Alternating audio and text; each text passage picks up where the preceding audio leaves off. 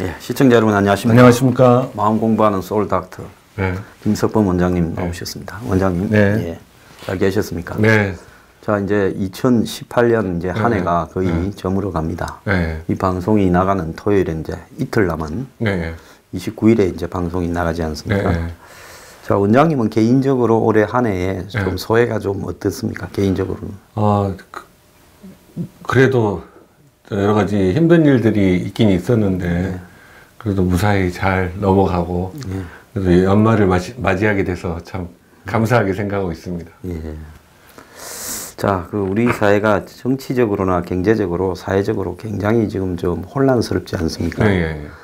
그래서 지금 한국 사회를 이제 비판적으로 바라보는 분들의 가장 큰 그 지적들은 너무 세상이 막 이전 투구, 진흙판에 이렇게 개싸움 모양으로 이렇게 막 적대적으로 그렇죠. 서로들 대한다.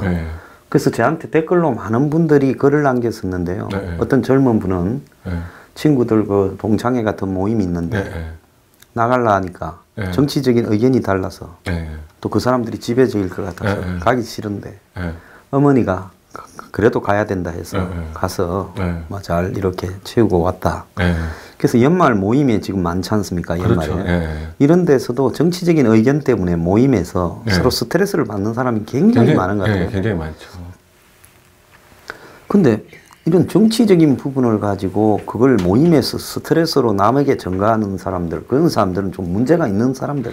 그러니까 아닙니까? 그게 이제 제가 매번 반복해서 우리 시청자분들께 말씀하시는 것 중에 하나가 그 타인을 대할 때 그 사람의 전체를 보려고 해야지 단점만 보려고 한다든지 장점만 보려고 한다든지 그렇게 되면 그 관계가 제대로 된 관계, 성숙한 관계가 아니고 그다음에 자기가 보기 싫은 부분이 상대방에게 존재한다는 거를 받아들일 수 있을 때 그 사람과의 관계가 온전히 유지되거든요. 근데 이제 우리가 사회생활을 하다 보면 나랑 정치적 견해가 틀린 모임에도 참석을 하는 경우가 있습니다. 그럴 때는 그렇죠.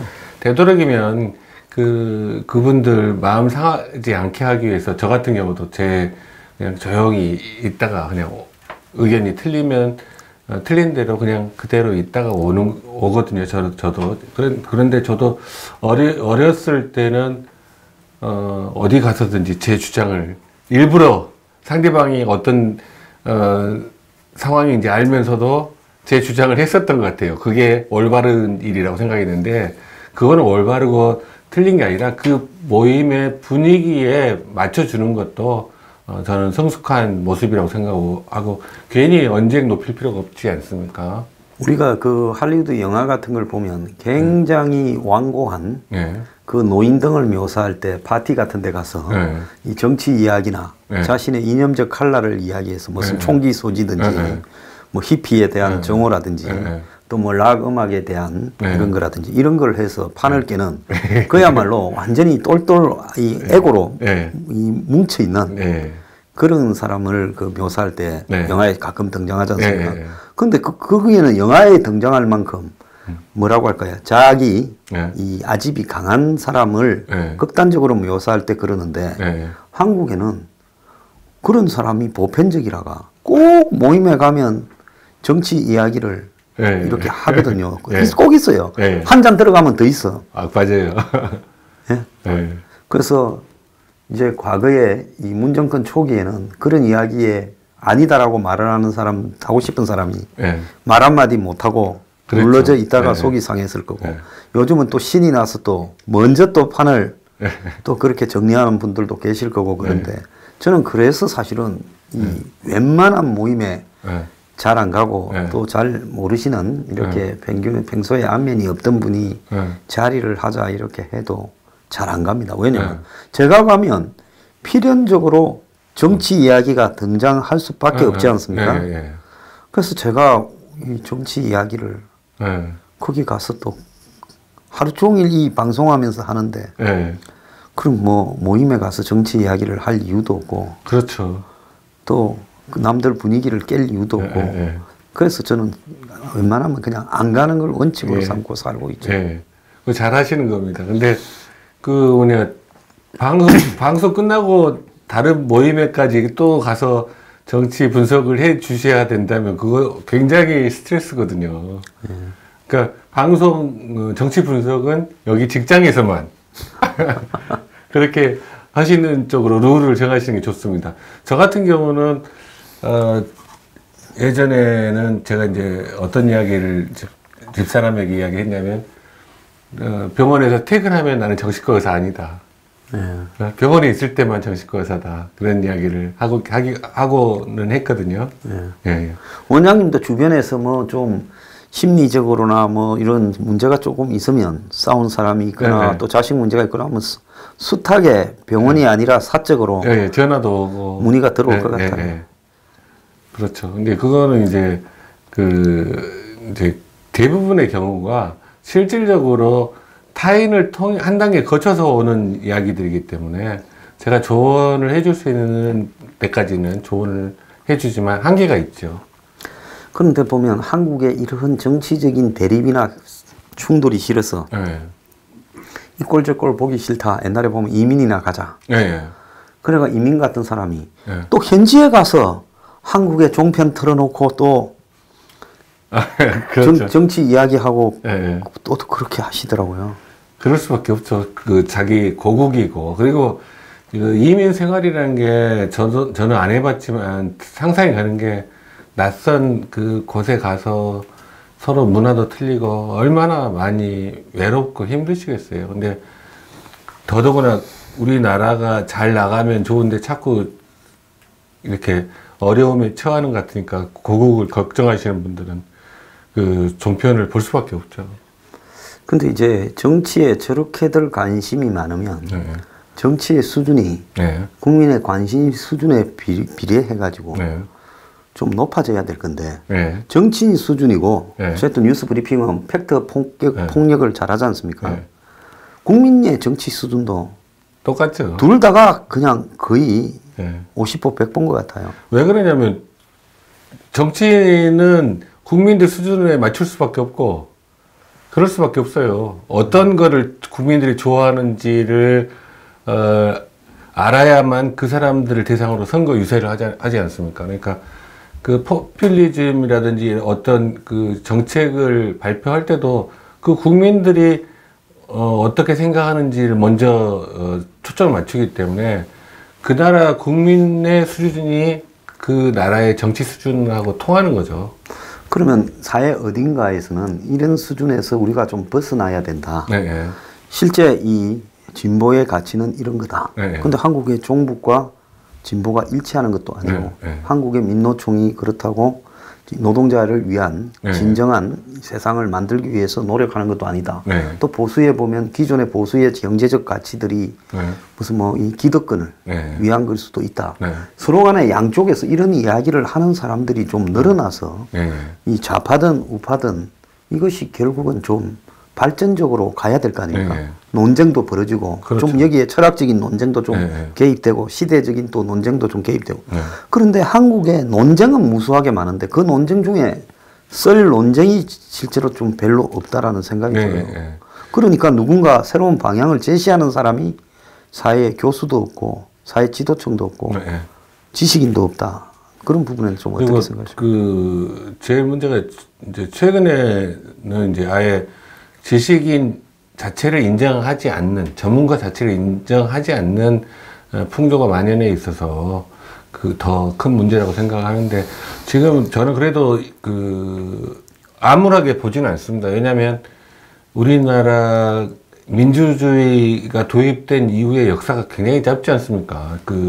서구의 민주주의는 200~300년이 훨씬 지났지만 그 과정에서 실제로 미국 같은 경우도 노동자들이 제대로 노동자의 권리를 찾기까지 어마어마하게 많은 피를 흘렸고, 또 그 수많은 논쟁들이 벌어졌었고, 근데 우리는 지금 한 걸음 한 걸음 떼어 나가고 있기 때문에 지금 1945년, 48년부터 생각하면 뭐 70년밖에 안 되는 상태이기 때문에 아직도 우리나라의 민주주의 제대로 발전하게 돼 시간이 좀 더 많이 필요하다. 그렇지만 지금까지 이룬 것만으로도 굉장히 많은 걸 이뤘는데 문제는 우리나라에 자꾸 제가 제일 염려하는 게 개인을 무시하고 전체주의적인 흐름. 그러니까 개인의 존엄성, 개인을 존중하는 문화들이 자꾸 없어지면서 전체주의를 추구하는 집단들, 자기의 이상적인 이데올로기만 가지고 실제로 현실을 거기에 어떻게든지 우격다짐으로 깨 맞추려고 하는 전체주의적인 흐름들이 남아 있어서 이게 제일 걱정되는 부분 중에 하나이거든요. 좌우에서 그런 게 다 있죠. 네.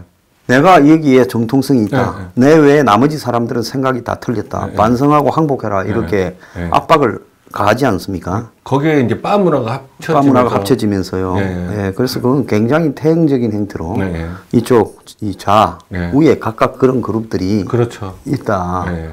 이렇게 보여지고 또 이 자유민주주의라는 거는 민주주의지만은 반자유주의적인 민주주의도 있잖아요. 그렇죠. 민주주의 행태로 선거를 하는데 선거에서 만들어진 결과가 개인의 인권을 보장해 주는 게 아니라 오히려 선거로 당선된 사람이 자신을 반대하는 사람이나 반대하는 언론이나 반대하는 개인들을 탄압하는 지금 한국의 문재인 정권 같은 경우에는 반자유주의적인 민주주의 아닙니까? 지금 그러고 있죠. 그러니까 지금 제가 염려하는 게 그런 겁니다. 그러니까 현재 문재인은 평화를 외치고 있지만 실제로는 전쟁을 불러올 가능성이 높은 상황으로 보이거든요. 그러니까 평화를 외친다고 평화가 이루어지는 게 아니고 전쟁을 예방하려면 힘밖에 예방할 수 있는 게 없거든요. 근데 힘은 계속 우리나라 국방력은 자꾸 쇠퇴시키면서 평화만 외치고 있고요. 그 다음에 북한 정권의 속성이 지금 거기 김씨 왕조 더더구나 신정일치 체제 아닙니까? 김일성이 신이고 신정일치 체제 거기에 전체주의가 믹스되어 있는 스탈린의 전체주의가 통합되어 있는 굉장히 지구 역사상 보기 힘든 집단인데 그들과 평화롭게 살 수 있다, 평화롭게 통일될 수 있다라는 그 발상 자체가 너무나 또 저는 망상이라고 생각하거든요. 그쪽 북쪽 체제가 그런 전체주의 체제가 그리고 신정 체제가 바뀌기 전에는 절대로 평화 통일은 불가능한 거거든요. 저는 그런 부분에 있어서 전제가 잘못됐다. 전제가 평화 통일이 가능한 체제가 어떻게 보면 인권을 존중하고 같이 어떤 체제가 좀 틀리더라도 인권을 같이 존중하고 개인의 존엄성을 존중해주는 그런 베이스가 깔려있는 체제라면 통일이 될 수가 있지만 그렇지 않고 왕조 사회와 지금 현재 사회가 어떻게 같이 통합을 이룰 수가 있겠습니까? 불가능하죠. 그런데다가 또 보면 부탄 같은 경우로 보자면 이 자유주의는 존중해 주는데 민주주의는 아니고 왕이 하지 않습니까? 그러니까 그거는 이 반민주적인 자유주의도 있을 수 있는 거예요. 그래서 이게 자유민주주의를 올곧이 다 갖춘다라는 게 그게 좀 국민도 수준이 있어야 되는 거고. 그렇죠. 그렇지 않겠습니까? 쉽지 않습니다. 그러니까 지금 한국에 이 완전히 반자유주의적인 민주주의가 되고 있다라는 부분. 그리고 또 이제 민주적 절차도 좀 파괴되어 가는 것 같아요. 그렇죠. 상권 분립이나 이런 제도야. 예를 들어 주요 의사결정을 할 때 그냥 내가 생각하는 게 옳다고 밀어붙이고 반대하는 사람들 목소리를 탄압하려고 하지 않습니까? 그렇죠. 지금 그러고 있죠. 그래서 이런 부분들을 이제 대중들이 다수가 상식을 갖춰서 좌우의 극단적이나 또 좌우에서 자신들만이 옳다고 생각하는 그런 어떤 쪽을 이렇게 좀 진압을 해야 되는데 좌도우도 제대로 그러지 못하고 있다 보니까 저는 가끔씩 보면 굉장히 한국 사회의 상류층이고 좋은 대학을 나와서 많이 배운 사람들이 대화를 해보면 깜짝 놀랄 정도 수준의 정치 이야기를 하는 걸 보고 굉장히 당혹스러운 적이 있었습니다. 무슨 교수, 변호사, 의사 이런 우리 사회의 상층부 있는 사람들이 정치적 대화를 해보면 그냥 극단적인 사람들이 하는 이야기들을 그대로 수용하고 있는 경우가 너무 많더라고요. 그러면 그 사람들은 학력이나 지식이나 또 그 사람들끼리의 어떤 사회 문화 네. 그런 것들이 다 무의미한 겁니까? 그러니까 그게 이제 정치적인 그 의견을 같이 나누는 그룹이 조금 폐쇄적인 측면이 있어서 다양한 의견이 같이 공유하는 시스템이 안 돼 있잖아요. 우리나라는 예. 보통 어떤 모임이 있으면 그 모임의 주류로 되어 있는 사람들의 의견을 그냥 듣는 쪽으로 가야지. 만약에 거기에 반발을 하게 되면 그 모임에서는 그 이상한 사람이 되는 거죠. 그렇게 되기 때문에 그 다수가 흐름을 장악한 쪽에서 자기 의견을 말하기도 힘들 뿐만 아니라 다른 의견을 아예 배제해 버리려고 하는 측면들도 우리들 간의 그 바 문화 때문에 그런 부분이 강한 것 같아요. 그래서 제가 계속 반복적으로 나에게도 잘못된 부분이 있고 나에게 좋은 부분이 있고 상대방에게도 잘못된 부분이 있고 상대방에게 좋은 부분이 있다라는 그거를 통합을 해야 된다는 이야기를 계속 강조하는 부분이 그래야지 우리는 성장하고 성숙할 수 있거든요. 그러니까 뭐가 전부 이거는 내가 말하는 거는 전부 맞다라고 이야기하는 거는 그거는 이제 정신과적으로는 딱 그렇게 이야기할 수 있어요. 한마디로 에고가 인플레이션 된 상태. 그러니까 에고가 팽창된 상태로 모든 게 자기 생각과 자기 느낌이 다 맞다. 이런 상태가 어느 때 보통 나타나냐면 그 조울증 중에 조증 상태일 때. 조증 상태일 때는 모든 게 자기 의견이 다 맞다고 생각하거든요. 그리고 그 머리 회전도 빨리 돌아가는 느낌도 들고 생각이 계속 샘솟듯이 나오고 그런 상태일 때 에고 인플레이션 됐다고 이야기하는데 그러니까 우리는 이제 나만 옳지 않고 상대방이 옳을 수도 있다. 그러면 서로 대화가 가능한 사회를 만들어 나가는 게 목표인데 지금 현재는 저는 이제 이 부분에 있어서는 분명하게 말씀드린 거는 지금 현재는 종북 주사파 세력이 정권 청와대를 장악한 상태라고 보기 때문에 그들하고는 대화를 통해서 이렇게 서로 의견을 나누기가 힘든 상태예요. 왜냐하면 그들은 김일성을 신으로 믿는 사람들이고 김일성의 전체주의를 따르는 사람이기 때문에 그들은 자기가 통일 전술에서 상대방을 어떻게든지 자기 세력 안으로 흡수하려고만 하지 우리를 이야기 상대로 보지 않거든요. 자, 그런데 이게 이제 중요한 거는 이 한 해를 결산하면서 네. 우리가 이제 내년에는 좀 더 나은 한 해가 되려고 하면 네. 이 사람들과의 이제 대화의 네. 어떤 기술 네. 또 대화의 자세 네. 이런 것들이 좀 상당히 중요한데요. 네, 그게 근데 중요해요. 왜 요즘에 대화가 제대로 안 되고 네. 이렇게 합리적인 토론을 통해서 차분하게 생각이 다른 사람도 이 공통점을 이렇게 몰아가는 일을 네. 우리가 TV에서든 네. 어디서든 찾아보기가 어려워요. 네. 전부 지소리만 해버리지. 네.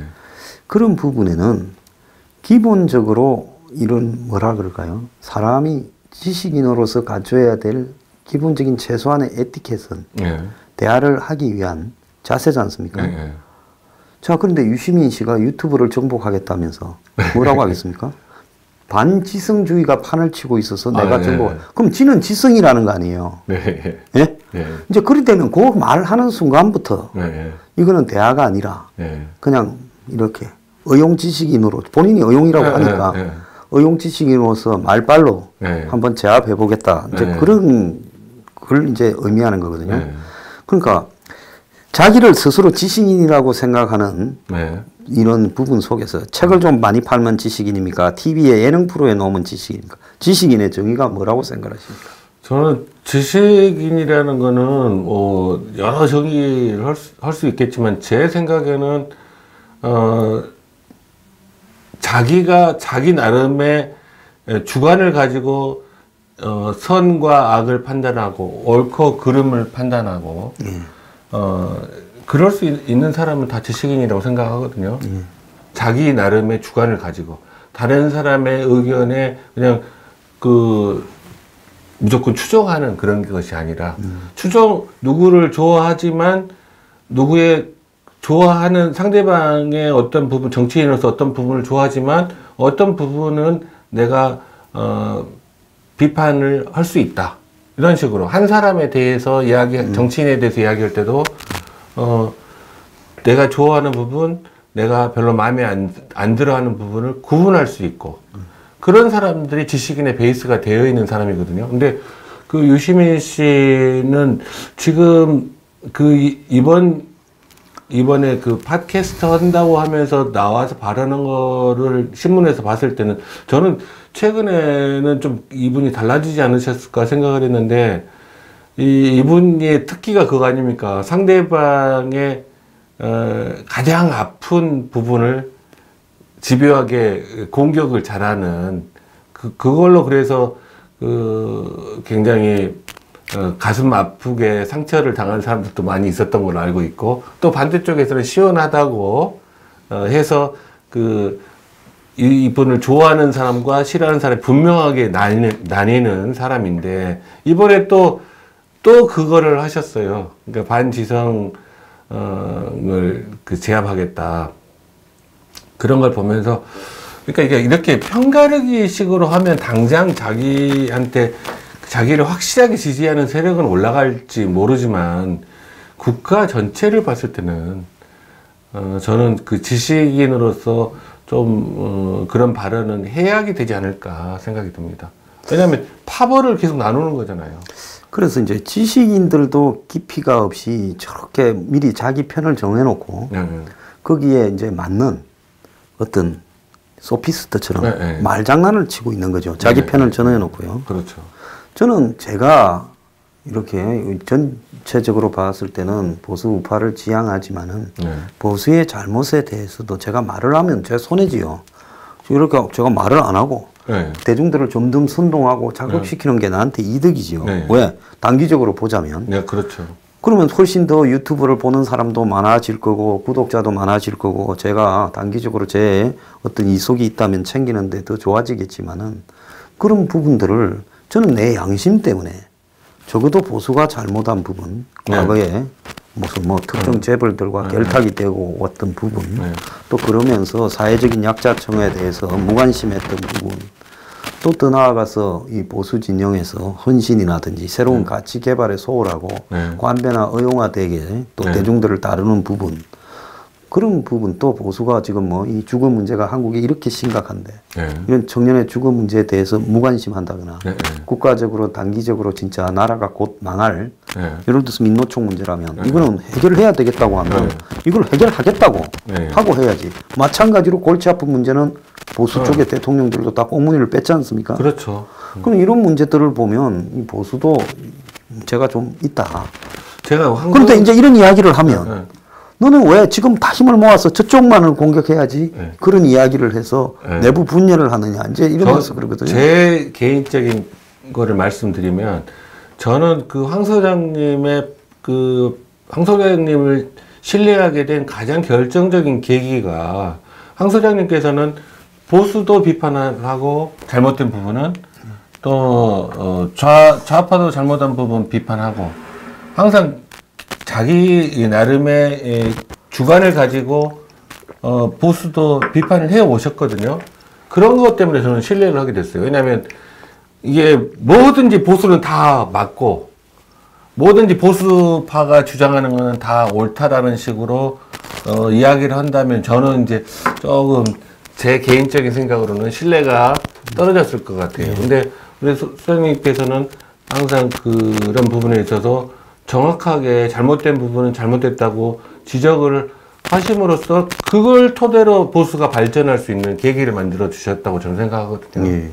그러니까 이 정신과에서도 정신과 환자가 좋아지게 되면 자기를 바라볼 수 있게 됩니다. 자기 자신을. 그러니까 상대방 입장에서 자기를 바라볼 수 있게 좋아진 다음에 그게 되지. 제일 처음에 그게 안 돼요. 객관적으로 자기가 상대방에게 어떻게 비춰졌고 상대방과의 관계 속에서 어떤 문제가 있었는지를 바라볼 수 있게 될 때가 치료 종결 시점이 가까이 온 거거든요.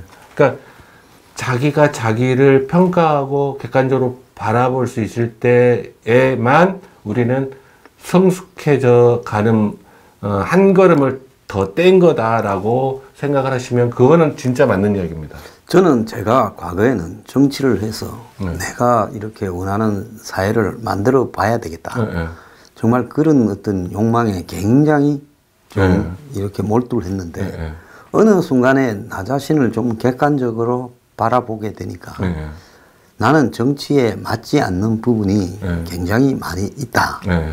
성격상으로도 한국의 정치에서 이렇게 성공하지 못하는 요소들을 많이 갖췄고 또 대중들을 상대하는 부분에서도 내 이 개인적인 자세에 문제가 좀 있을 수 있다.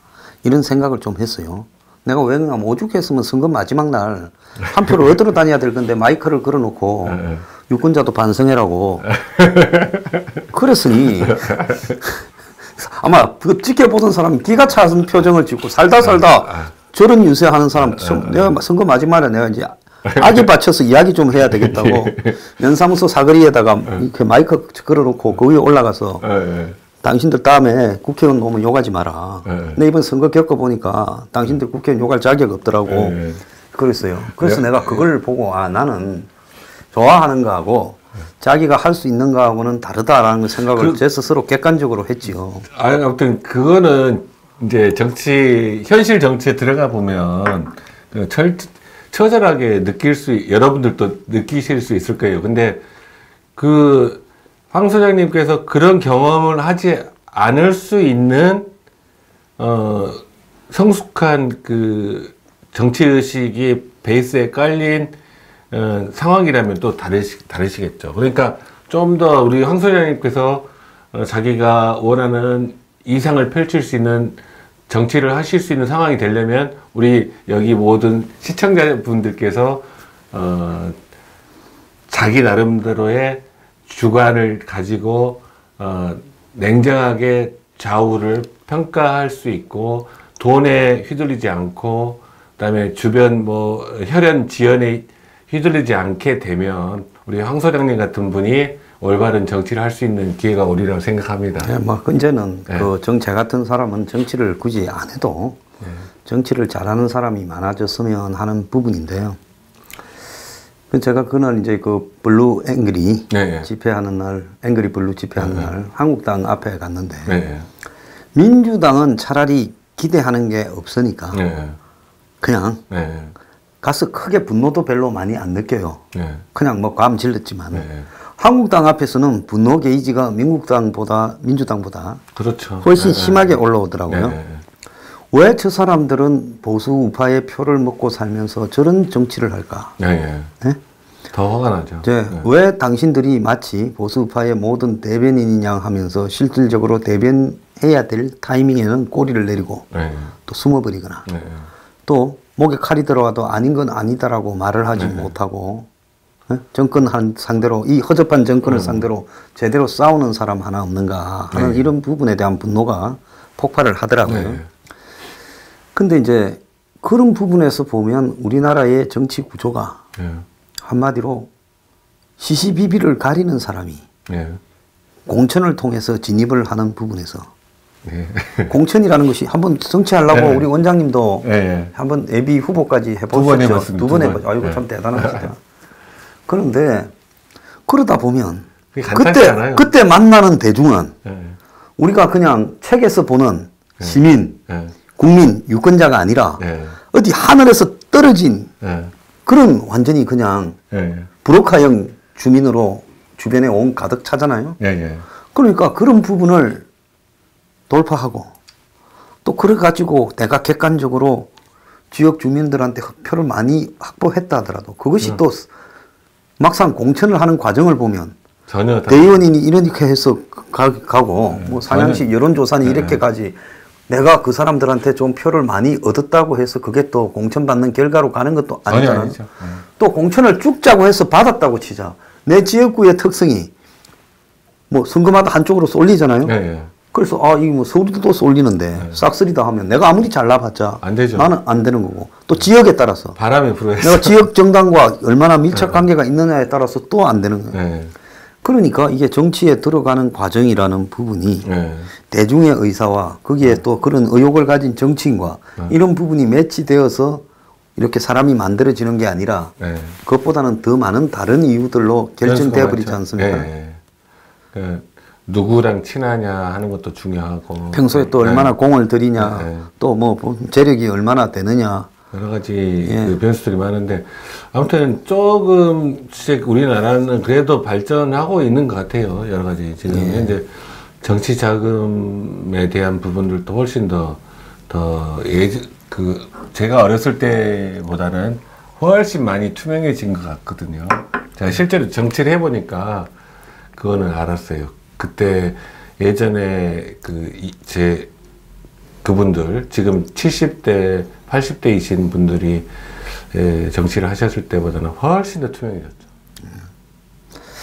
자, 그리고 이제 대중들이 좀 계몽되기 위해서는 계몽이란 말을 싫어하는 분도 있겠지만은 저는 계몽돼야 된다 봅니다. 그런데 이 지식의 지나친 다이제스트, 즉 얄팍화되는 텔레비에 무슨 차이나는 클래스라든지 무슨 뭐 교양을 빙자한 이런 것들이 뭐 이렇게 나와서 떠드는데 뻔하죠. 아, 저 친구 어디 줄 서서 여기에 출연했구나.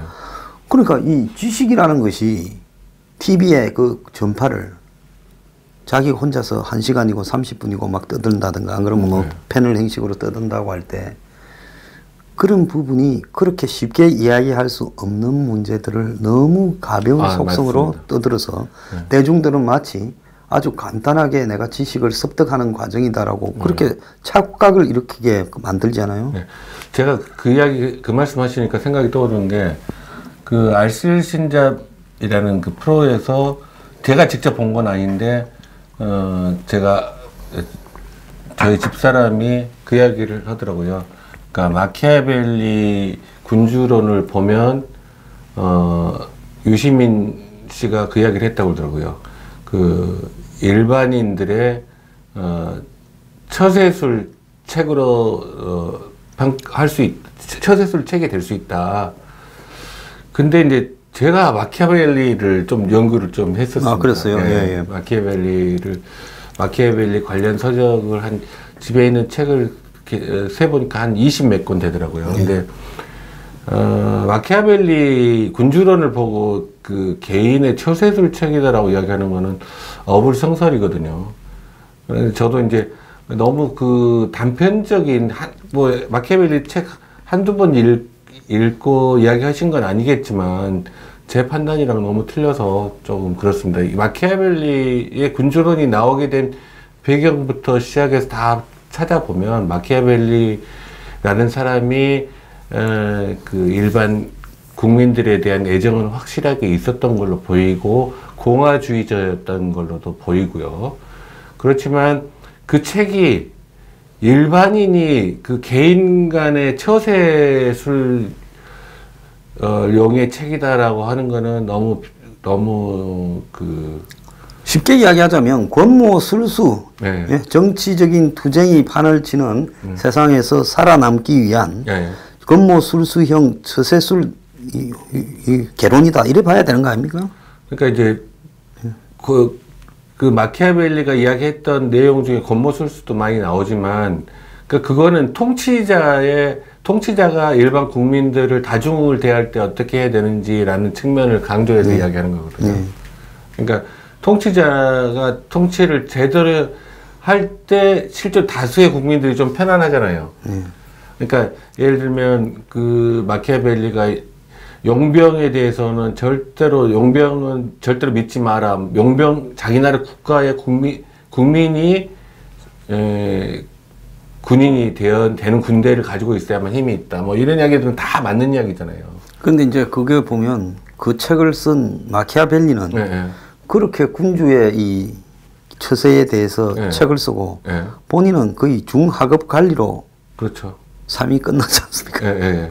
근데 그 도시에서는 굉장히 그 중요한 그 외교관 역할도 했었어요. 굉장히 그 도시만으로 따질 때는 높은 사람이었는데, 근데 이제 이 개인 간의 그 술수를 논하는 책은 아니라고 보거든요. 그럼요. 그거는 그야말로 이 민주정, 근대 국민민주국가가 성립되기 이전의 시대에 있어서 지도자가 가져야 될 네. 권력을 잃지 않고 네. 뭐 또 가급적이면 뭐 선정을 할 수 있는 그런 방법이 뭔가에 대한 이런 고민들이 좀 담겨 있죠. 그리고 이제 그런 이야기들은 지금도 맞는 이야기죠. 그러니까 그 재산을 뺏지 마라.